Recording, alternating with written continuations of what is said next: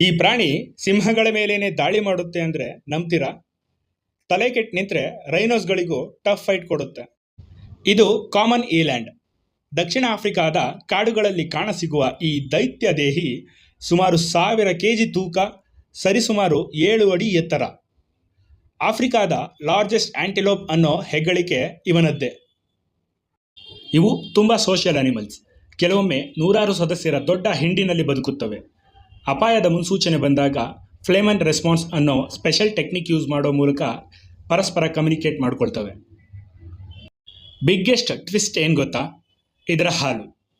ಹಸುವಿನ ಹಾಲಿಗಿಂತ ಹೆಚ್ಚು ಫ್ಯಾಟ್ ಕಂಟೆಂಟ್ ಇರುತ್ತೆ. ಅದಕ್ಕಾಗಿಯೇ ಇದು ಬೇಗ ಹಾಳಾಗೋದಿಲ್ಲ.